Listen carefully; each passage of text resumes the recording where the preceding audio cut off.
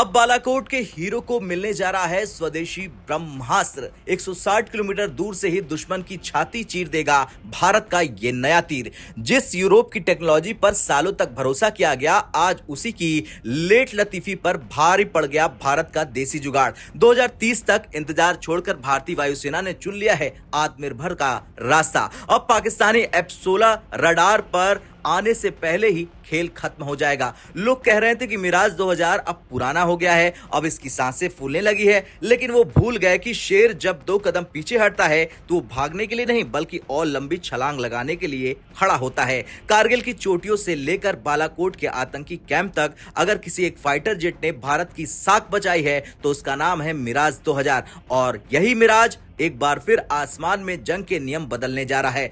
आज की हवाई जंग डॉग फाइट की नहीं है, आज की जंग जो पहले देखेगा वही पहले मारेगा। और इसमें सबसे अहम चीज है मिसाइल की रेंज। इस वक्त भारतीय वायुसेना की मिराज 2000 फ्रांसीसी MICA मिसाइल पर निर्भर है। बेहतरीन मिसाइल, लेकिन रेंज सिर्फ 80 किलोमीटर। अब आप खुद सोचिए, जब सामने दुश्मन के पास 100 से 150 किलोमीटर रेंज वाली मिसाइलें हो तो क्या 80 किलोमीटर काफी है? चीन और पाकिस्तान आज कंचे नहीं खेल रहे हैं। चीन के पास लंबी दूरी की एयर टू एयर मिसाइलें हैं। पाकिस्तान के F-16 उन्हीं मिसाइलों के सहारे हवा में बढ़त लेने की कोशिश कर रहे हैं। मतलब साफ है, अगर आमना सामना हुआ तो दुश्मन पहले लॉक करेगा और फिर फायर करेगा। ये ठीक वैसा है जैसे एक बॉक्सर के हाथ छोटे हो और सामने वाले लंबे हो। उम्मीद थी भारत को फ्रांस की MICA NG मिसाइल से। रेंज बताई गई 160 किलोमीटर, लेकिन डिलीवरी 2028-30 से पहले नहीं। ऐसे में सवाल यह है कि क्या भारत 2030 का इंतजार करेगा? क्या दुश्मन से कहे भाई अभी हमला मत करना, हमारी मिसाइल आने में 5 साल की देरी होगी?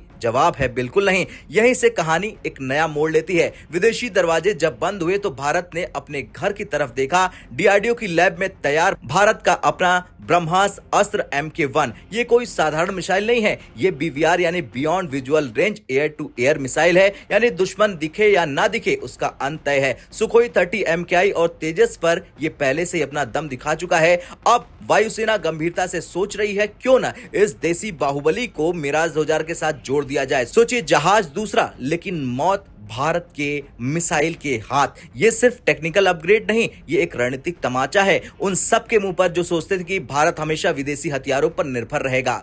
अस्त्र मिसाइल के साथ मिराज की मारक क्षमता 80 किलोमीटर से बढ़कर 100 से 110 किलोमीटर से ज्यादा हो जाएगी। ये कोई भविष्य का सपना नहीं, ये आज का समाधान है। और यहाँ सबसे बड़ी बात है, ये विदेशी मिसाइलों से कई गुना सस्ती है। सप्लाई के लिए किसी विदेशी संसद की मंजूरी नहीं चाहिए। जब चाहे जितनी चाहे बनाओ और दागो। अब सच्चाई समझिए, मिराज 2000 पूरी तरह से फ्रेंच आर्किटेक्ट पर बना है। उसका कंप्यूटर, उसकी वायरिंग, उसका रडार सब फ्रेंच भाषा बोलता है, लेकिन अस्त्र वही भाषा बोलता है जो भारतीय कोड की भाषा है। इन दोनों को मिलाना ऐसा है जैसे एंड्रॉइड में आईफोन ऐप चलाना। मिराज में लगा है थेल्स RDY2 रडार। 120 से 140 किलोमीटर दूर दुश्मन से पकड़ने की क्षमता, हवा की आंख कही जाती है ये। और अब चुनौती यह है कि रडार टारगेट देखे, डेटा लॉक करे और वो डेटा अस्त्र के दिमाग तक पलक झपकते पहुंच जाए। इसके लिए फ्रांसीसी कंपनी थेल्स की मदद लेनी पड़ सकती है। काम मुश्किल है, नामुमकिन नहीं है। और भारत इजराइल पहले भी ऐसा चमत्कार कर चुके हैं। तो सोचिए, RDY2 रडार की पैनी नजर और अस्त्र की लंबी टांगे मिसाइल बनाएंगी एक ऐसा किलिंग जोन जिसमें घुसने वाला कोई भी फाइटर जेट साबुत वापस नहीं जाएगा। फायर एंड फॉरगेट, यानी दागो और भूल जाओ। खैर, राफेल और तेजस पर चीन की नजर थी, लेकिन भारत ने चुपचाप मिराज 2000 की ताकत बदल दी। अब पाकिस्तान के F-16 और चीन के फाइटर्स दोनों को 2 बार सोचना पड़ेगा। यह फैसला मिराज को रिटायर करने का नहीं बल्कि दुश्मनों को रिटायर करने का है। अब जवाब मिलेगा खालिस देसी बारूद से।